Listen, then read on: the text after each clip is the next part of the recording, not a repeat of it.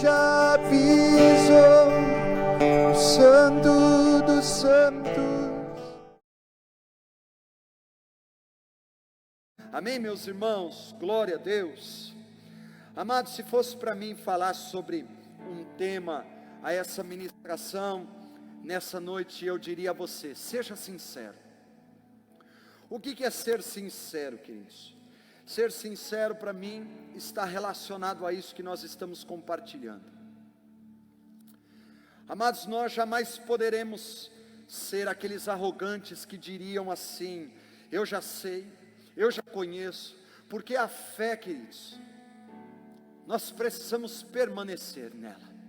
Nós precisamos ser desafiados de fé em fé, caminhando de glória em glória, de fé em fé. Os próprios discípulos viram coisas maravilhosas com Jesus, mas lá na frente, Pedro, por um momento difícil, foi provado na sua fé, negou ao Senhor. E por quê? Porque ele não foi sincero. Ele disse: não, eu vou contigo até a morte. E quando ele foi provado naquilo, realmente, por trás daquelas palavras não havia sinceridade. Sabe o que eu quero dizer a você nessa noite, com muito temor, com muito humildade e simplicidade no meu coração? Eu quero te dizer, meu irmão, a vida com Deus é um desafio para você, é um desafio para mim, e nós precisamos reconhecer isso, porque Deus vai fortalecer o fraco, Deus vai dar graça ao humilde, e nós precisamos ser sinceros, reconhecendo: há uma luta, há desafios, porque quando nós estamos realmente perceptíveis à vulnerabilidade de tudo isso, nós estamos atentos, nós estamos perceptíveis. Eu creio, meus irmãos, que há um valor poderoso na palavra de Deus. Há algo que a palavra de Deus realmente ministra o nosso coração, nos faz discernir a vontade de Deus, e nós não podemos perder isso. A Bíblia, a palavra de Deus, ela é a revelação de quem Deus é, de quem nós somos aos olhos de Deus, de todo o plano de Deus, para trazer eu e você de volta, para reconciliar o homem de volta com Deus. Eu quero compartilhar algo com você lá em Marcos capítulo 4, uma parábola muito conhecida. Marcos capítulo 4, eu quero ler do versículo 13 até o versículo 20, se você puder abrir a sua Bíblia e acompanhar, eu creio que vai ser importante. Diz assim, Marcos 4,13: então lhes perguntou: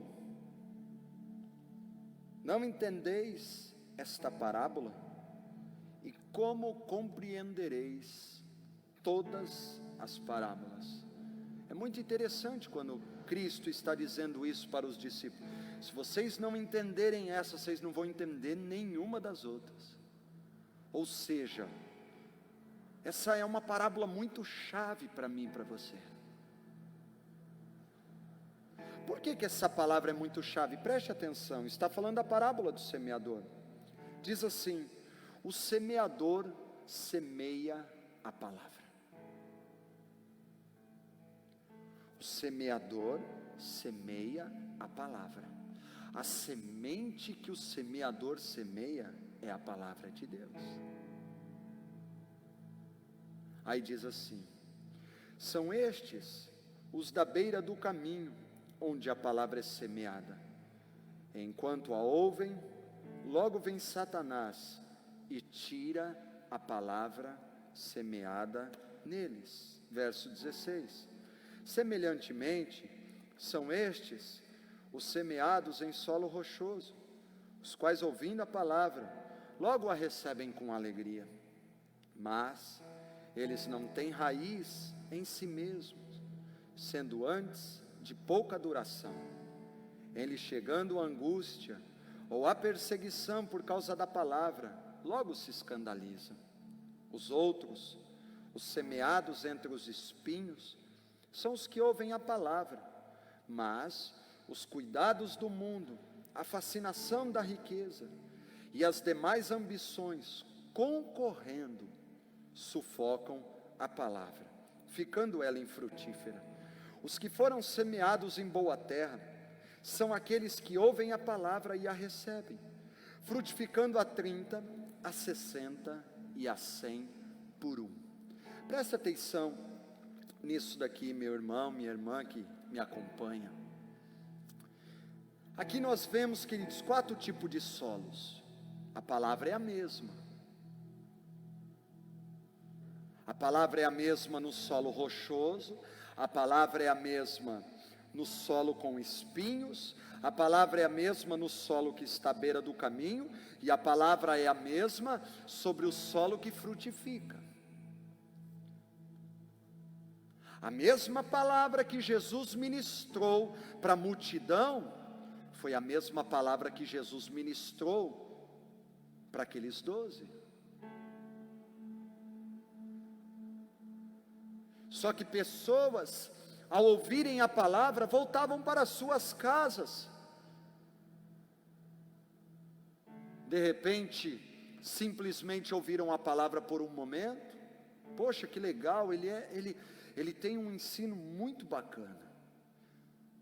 Agora aqueles discípulos iam até Jesus e falavam: explica-me esta parábola. O que isso mexe comigo? O que isso tem a ver comigo? Aonde esta palavra quer me levar? Querido, você foi chamado para dar frutos, eu fui chamado para dar frutos. E o fruto vem em resposta a uma semente dentro de nós.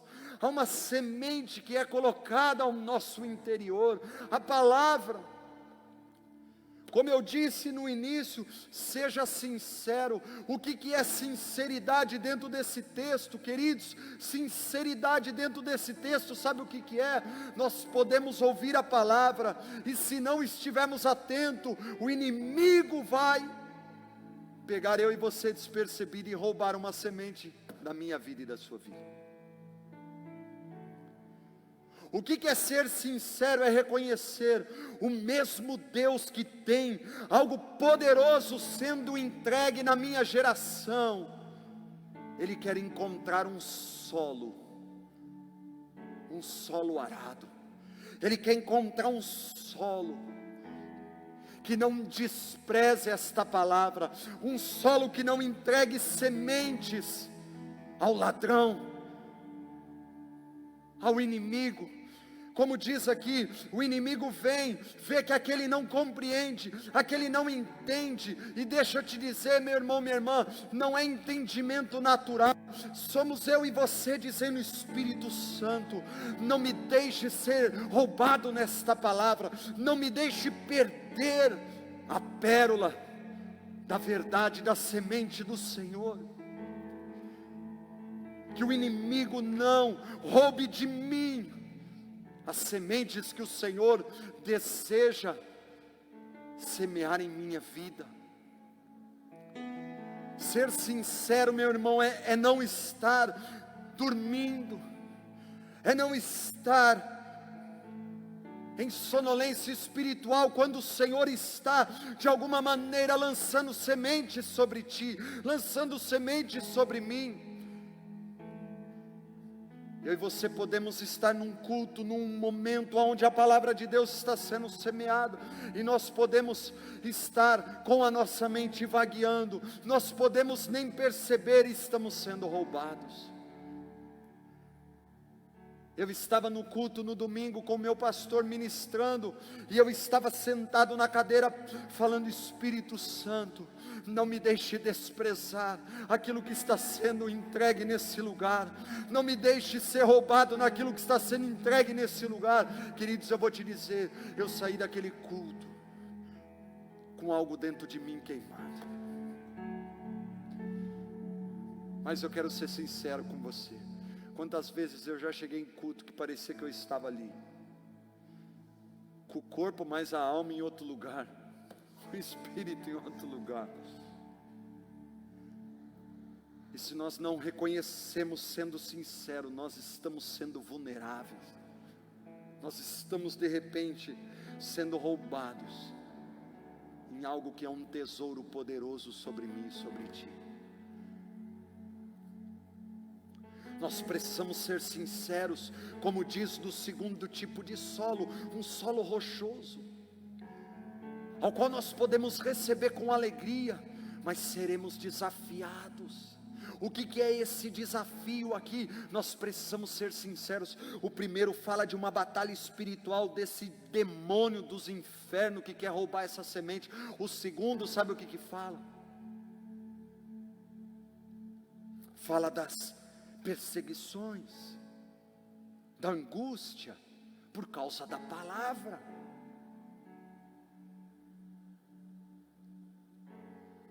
Quando eu e você somos provados pela palavra, e aquilo vira uma luta dentro de nós, um desafio em permanecer guiado pela palavra, ou não suportar por não ter raízes, mas irmos voltando, matando aquela palavra, sufocando. Isso é um solo rochoso. Quando nós recebemos uma palavra, Deus está me desafiando, Deus está me chamando a uma vida, a um mergulho com Ele. Aí sabe o que acontece, querido? Aí naquela semana eu e você somos desafiados a tantas coisas, aquilo gera angústia. Poxa, eu precisava realmente colocar em prática aquilo. É sobre isso que nós vemos aqui na palavra. Terceiro solo, fala de um solo entre os espinhos, os que ouvem a palavra, mas os cuidados da vida. Essa loucura que nós vivemos. O que diz aqui, queridos? Elas concorrem, elas viram uma concorrência. Sejamos sinceros. Quantas coisas você tem hoje para realizar? Você quer ver uma coisa? Deixa eu dizer algo a você. Nós vivemos um tempo onde há uma loucura, queridos, há um trabalho desenfreado, há uma busca por mais. E aí a palavra de Deus diz assim: maridos, esposas, pais, filhos, tem ali um conselho, tem ali o conselho da vontade de Deus, seja qual posição eu e você esteja. Mas às vezes nós estamos tão preocupados com os cuidados, com isso e com aquilo, e nós não estamos realmente olhando. Nós vamos deixando com que a palavra seja sufocada pelo acúmulo de tantas coisas, pelos interesses por isso e por aquilo. Sejamos sinceros. Quantas vezes nós até nos esfriamos e aquela palavra que um dia queimou dentro de nós está sufocada. Por quê? Porque parece que as coisas veio e fascinaram as nossas vidas, e aquela palavra que queimou dentro de nós um dia, de repente não está com a mesma chama e o mesmo fogo. Veio a família, veio o trabalho, a fascinação por mais coisas, por isso e por aquilo. Eu quero te dizer, nessa noite, meu irmão, minha irmã, você tem os teus compromissos, você tem que honrar os teus compromissos, mas não faça disso um substituto um concorrente, porque você tem uma semente dentro de você, que te faz enxergar, você tem propósito, você tem vocação, você tem uma vida para vivê-la em honra e glória ao Senhor, ao único digno. Não aceite nada concorrendo. Se você tem se visto num lugar de tantas tarefas, tantas coisas, seja sincero, derrame o seu coração diante de Deus e diga: aviva-me, vivifica-me. Jesus, em um momento ele disse: vocês me procuram pelo pão que perece, mas não pelo pão vivo, que desceu do céu. Jesus pôs à prova aqueles que queriam segui-lo. Sabe, meus irmãos, a motivação do nosso interior e do nosso coração precisa ser pelo real alimento, pela verdadeira semente, prioridade. O próprio Senhor disse: medita na minha palavra dia e noite, para que você seja bem sucedido em tudo o que fizeres. Não perca. E eu não falo de uma palavra, sabe, conhecimento, eu falo de vida. Peça para que a palavra se torne vida, para que a palavra frutifique, porque ela por si só, ela carrega o poder. Se não está acontecendo, é porque existe pedra, existe espinho, existe negligência, permitindo com que o inimigo prevaleça. É a postura do nosso coração que determinará frutos, que determinará crescimento sobre mim e sobre ti. Creia, meu irmão, seja sincero. Há coisas competindo, mas eu tenho algo para te dizer: existe um Deus, existe um semeador, existe uma semente que é poderosa por si só para mudar, para germinar eu e você segundo o propósito que o Senhor nos chamou. Os próprios religiosos, queridos, resistiam à mensagem de Cristo,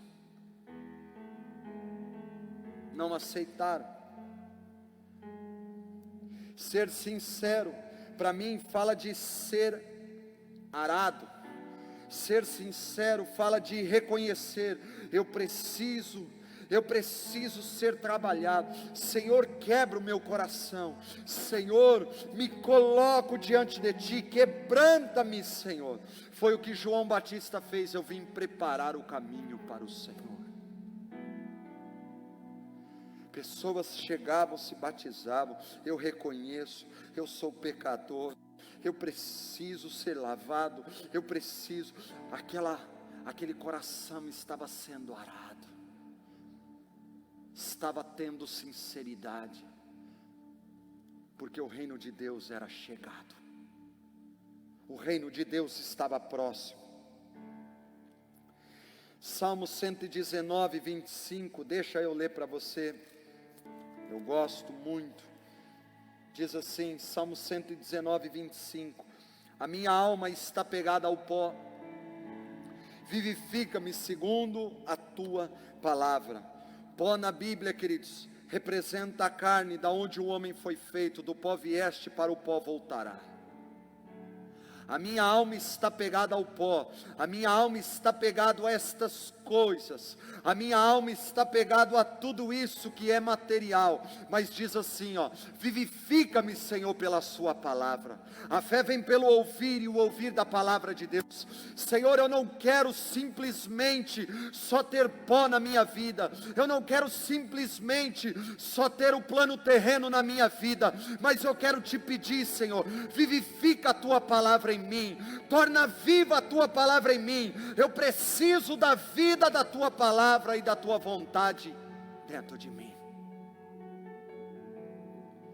Se você está pegado, se a sua alma está pegado a essa terra, deixa eu te dizer, queridos, não permita com que a sua vida seja definida simplesmente por isto. Viva isto, mas não perca o vivificar do propósito e da vontade de Deus sobre a sua vida.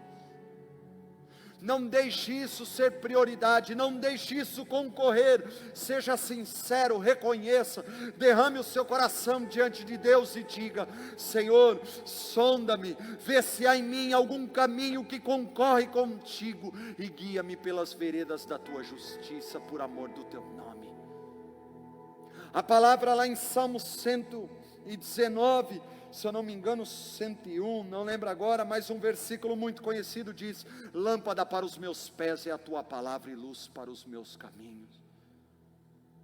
Que sejamos sinceros, irmãos, se a palavra não estiver realmente iluminando o nosso caminho, nós estaremos andando em escuridão. Não é o teu trabalho que ilumina o teu caminho, não é esse ou aquele que ilumina o seu caminho. O que ilumina o meu e o seu caminho é a palavra de Deus. A escuridão faz eu e você não saber para onde estamos indo. Tem muitos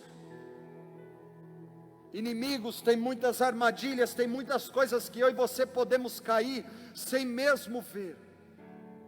Mas a palavra de Deus, ela ilumina e dá clareza para onde estamos indo. Aleluia. Eu gosto quando pastor Márcio Valadão, pastor da Lagoinha, ele diz assim, eu não sei se hoje ele faz isso, mas ele começa a palavra dele dizendo assim, é uma oração que ele faz: nós somos o que essa palavra diz, nós temos o que essa palavra diz, e isto é a vontade de Deus para mim e para você.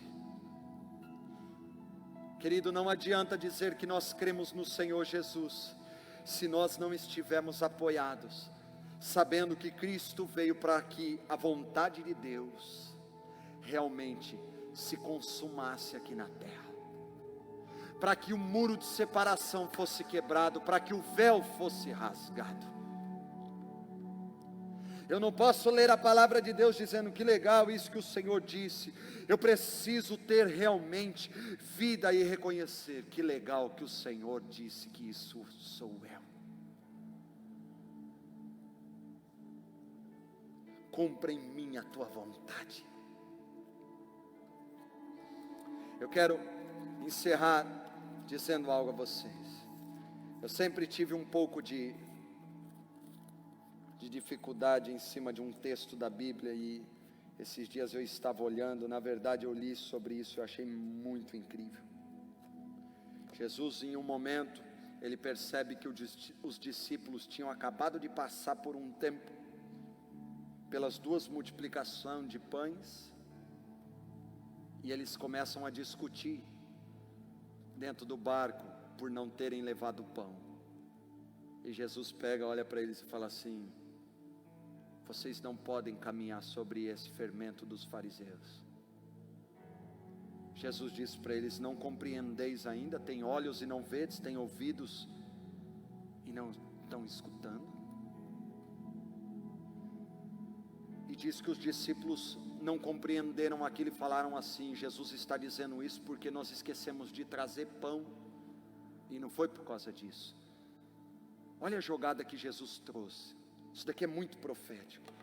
Olha o que ele diz, verso 18 de Marcos 8: tendo olhos não vedes, tendo ouvidos não ouvis, não vos lembrais? Na primeira multiplicação, olha o que ele diz: de quando parti 5 pães para os 5.000, quantos cestos cheios de pedaço recolhestes? Responderam eles: 12. Olha a segunda multiplicação: de quando parti 7 pães para 4.000, quantos cestos cheios de pedaço recolhestes? Responderam-lhes: 7. Queridos, eu sempre ficava pensando, o que Jesus quis dizer aqui? 5 pães, 5.000, sobra 12. 7 pães, 4.000, sobra 7.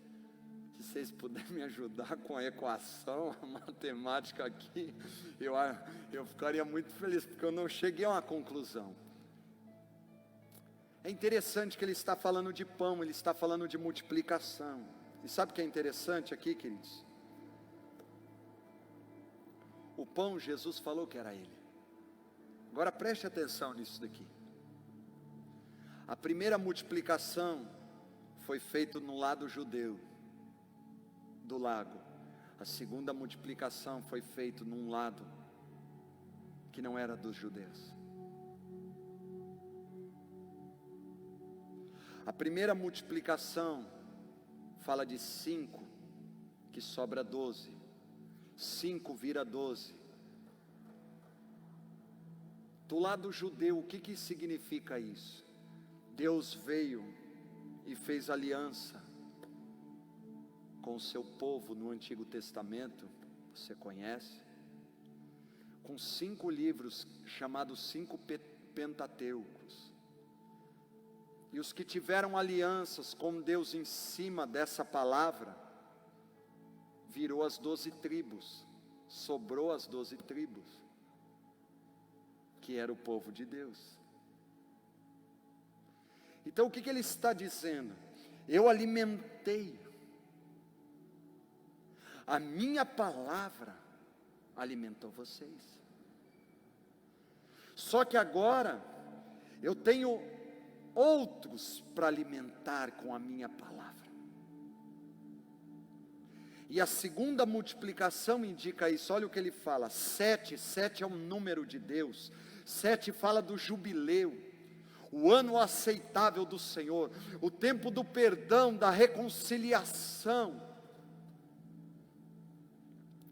7 para 4.000, o número 4 representa os 4 cantos da terra, o universo. Sabe o que ele está dizendo? Agora Deus veio para alimentar a humanidade inteira com a sua palavra. Pois todos quantos creram nele e na sua palavra, aquele que tem essa palavra e aguarda, eu e o Pai viremos, nos manifestaremos a ele, faremos nele morada. Eu quero deixar isso ao seu coração, meu irmão, minha irmã. Romanos 12:2 fala: não vos conformeis com este século, mas renovais, para que transformeis, e assim experimenteis a boa, perfeita e agradável vontade de Deus. Essa palavra vai desafiar eu e você. Muitas coisas vai querer concorrer com ela. Mas será? A Bíblia fala sobre família, sobre um pai ser autoridade, sobre um marido exercer, servir a sua casa. Não adianta este se esconder atrás de um trabalho. Eu estou suprindo, eu estou dando tudo aqui, mais hora menos hora. Isso por estar em desajuste, esta palavra vai entrar em legalidade para que Satanás arrebente com essa família. Amados, é hora de nos voltarmos à origem, ao princípio de tudo, ao propósito, ao coração. Amarmos esta palavra e reconhecemos o que Deus diz sobre ele, o que Deus diz sobre aqueles que viram as costas para ele, o que Deus diz sobre aqueles que creem e se voltam a ele, o que Deus diz sobre o que será no final de tudo. Tudo está aqui. Que você que me ouve agora, você reconheça como eu quero reconhecer. Senhor, eu não estou aqui sendo 100%, eu não estou aqui pleno em tudo isso. Eu reconheço e eu te peço que a plenitude da tua vontade, que o teu querer se cumpra na minha vida. Mostre os espinhos, mostre o solo rochoso, mostre aquilo que o inimigo possa estar roubando na minha vida, porque eu faço uma aliança contigo, de ser uma terra que frutifica poderosamente ao teu nome. Essa é a nossa oração e o nosso desejo. Eu quero orar por você, eu quero orar nesse momento. Pai, no nome de Jesus, aqui nós estamos, Senhor, diante do Senhor, diante da autoridade da tua palavra, de tudo que o Senhor declarou sobre nós, sobre nossas vidas. Pai, o Senhor declara na sua palavra que todo aquele que se achega a ti, de maneira nenhuma o Senhor o lança fora. Pai, se existem pessoas neste momento que estão me ouvindo, que têm se encontrado nessa situação, nessa condição, fora de uma posição de filho do Senhor, caminhando em fé, sendo desafiado em atitudes, de alinhar o seu coração e a sua vida, a tudo aquilo que o Senhor os chama. Pai, que cada um possa realmente se reconciliar contigo. Se esse é o seu caso, meu irmão, que você possa abrir o seu coração e dizer: Senhor, muda minha história, muda minha vida, escreve o meu nome no livro da vida, me enche, vivifica-me, cobre-me com teu sangue, pois eu sou teu. E tenha certeza que se você fizer isso, com seu coração inclinado ao Senhor, se você fizer isso, caminhando a cada dia voltado para Ele, você o conhecerá, você verá o que Ele é poderoso para fazer na sua vida, no seu coração. Pai, muito obrigado por esse dia, muito obrigado por tudo que o Senhor tem ministrado ao nosso coração. Nós queremos te dar toda a honra e toda a glória. Que a luz da sua palavra ilumine os nossos pés e o nosso caminhar. Que todo espinho caia por terra, todo solo rochoso, e toda ave de rapina que vem roubar a semente. Pois nós declaramos nossos corações arados para a tua palavra, para a tua semente. É assim que nós oramos, e oramos em nome de Cristo Jesus. Que o amor de Deus Pai, a graça do Senhor Jesus e a consolação do Espírito Santo guarde a sua vida e encontre o seu coração disposto e inclinado para o Senhor, para que Ele possa operar poderosamente sobre ti, em nome de Cristo Jesus. Amém e amém. Que Deus te abençoe, meu irmão, minha irmã, que você ame essa palavra. Coloque lá um louvor, coloque lá uma música, não que isso seja uma regra. Tenha um tempo, peça que o Espírito Santo ilumine esta palavra na sua vida, e em um momento ali, você vai começar a desfrutar do quão maravilhoso isso é e poderoso. Que Deus te abençoe, Deus abençoe sua casa e sua família poderosamente em nome de Jesus, e nos vemos, se Deus assim permitir, em nome de Jesus. Obrigado, queridos, um grande abraço a todos aí.